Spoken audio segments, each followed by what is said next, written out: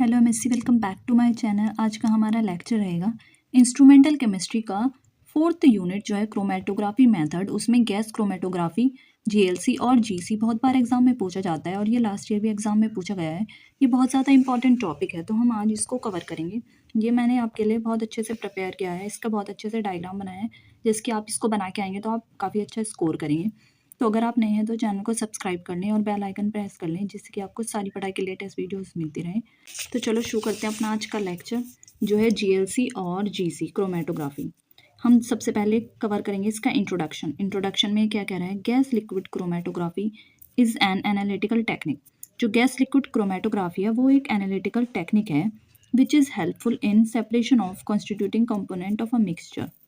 जो हेल्प करती है मिक्सचर के कॉन्स्टिट्यूटिंग कंपोनेंट्स को सेपरेट करने के लिए और thereby providing the information about their amount and molecular composition.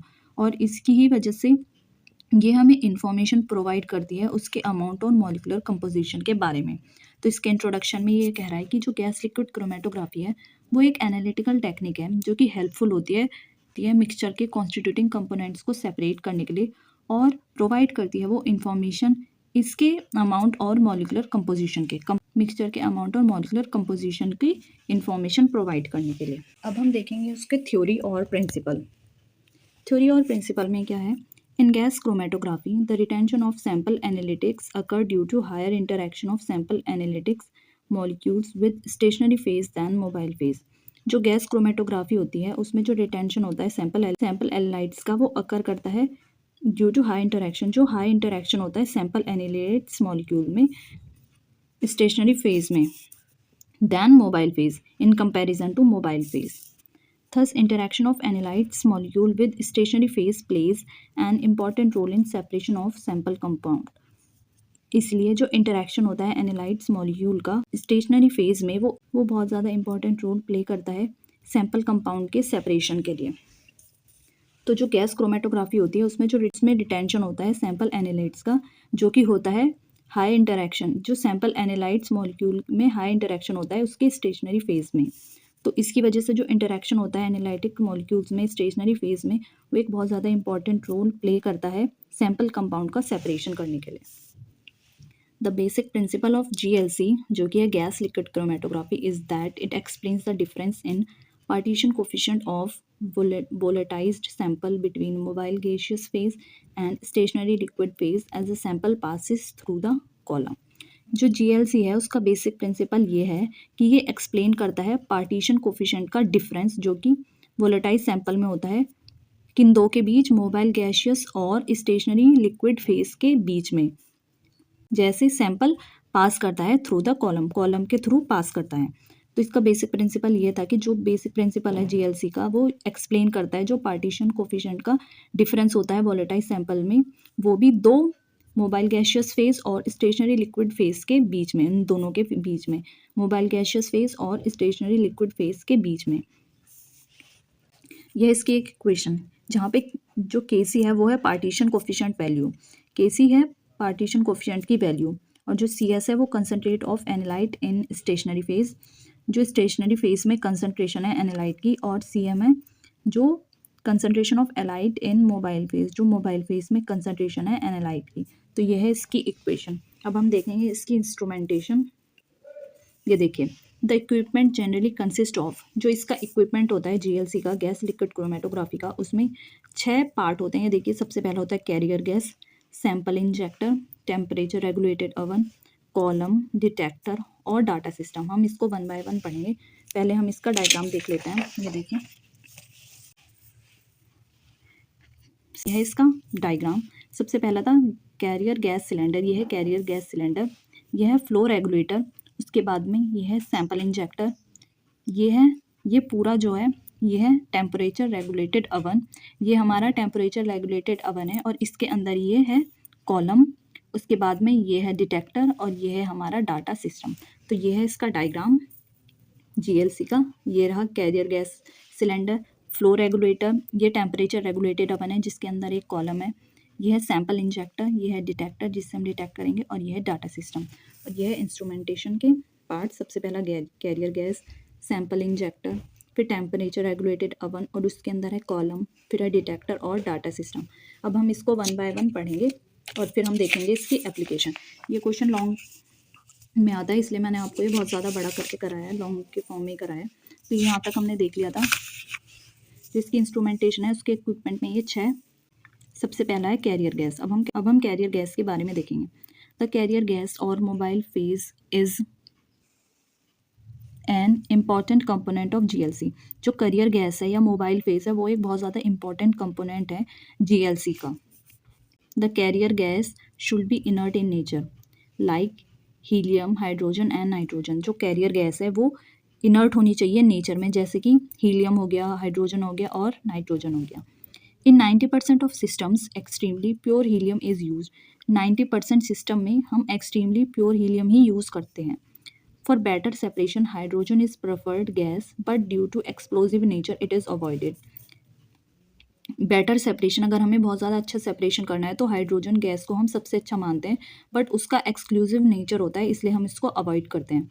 Helium is inert and non reactive in nature. But जो हीलियम होती है वो इनर्ट भी होती है और वो नॉन रिएक्टिव भी होती है नेचर में, इसलिए हम हीलियम का यूज़ करते हैं। तो जो करियर गैस या मोबाइल गैस वो एक बहुत ज़्यादा इंपॉर्टेंट कंपोनेंट है जीएलसी का। जो करियर गैस है वो इनर्ट होनी चाहिए, जैसे कि हीलियम, हाइड्रोजन या नाइट्रोजन हो गया। 90% सिस्टम में हम एक्सट्रीमली प्योर हीलियम ही यूज़ करते हैं, पर ऐसा माना जाता है कि अगर हमें अच्छा सेपरेशन करना है तो हाइड्रोजन को हम प्रेफर कर सकते हैं। Hydrogen is preferred gas. Hydrogen को हम मानते हैं बहुत अच्छा गैस, बट इसका जो नेचर होता है वो बहुत ज़्यादा एक्सक्लूसिव होता है, इसलिए हम इसको अवॉइड करते हैं। तो इसकी जगह हम हाइड्रोजन की जगह हम फिर हीलियम यूज़ करते हैं, क्योंकि हीलियम इनर्ट भी होती है और नॉन रिएक्टिव भी होती है नेचर में। तो ये था पहला पॉइंट इंस्ट्रूमेंटेशन के अंदर। आपको ये डायग्राम बनाना है, ये देखिए इसका ये डायग्राम बनाना है और आप इसको ऐसे कलर से लिख सकते हैं या ऐसे लिख सकते हैं, दोनों सेम ही है। अब हम देखेंगे सेकंड पॉइंट, इस sample injector. After passing through resin trap, जब वो पास होता है रेजिन ट्रैप के उसके बाद में purified helium enters the injector. जो प्यूरिफाइड हीलियम होता है वो सैंपल इंजेक्टर में एंटर कर जाता है। Where it acts like mobile phase, जहाँ वो एक्ट करता है एक मोबाइल फेस की तरह, bye pushing the annelids through separation column. ये कह रहा है कि रेजिन ट्रैप पास होने के बाद जो प्यूरिफाइड हीलियम होता है वो एंटर कर जाता है इंजेक्टर में, सैंपल इंजेक्टर में, जहाँ वो मोबाइल फेस की तरह काम करता है और वो पुश करता है एनालाइट्स को सेपरेशन कॉलम के through. Chromatographic process begins when sample is introduce into the column. जो क्रोमेटोग्राफिक प्रोसेस है वो तब बिगिन होता है, तब शुरू होता है जब हम सैंपल को इंट्रोड्यूस करते हैं कॉलम में।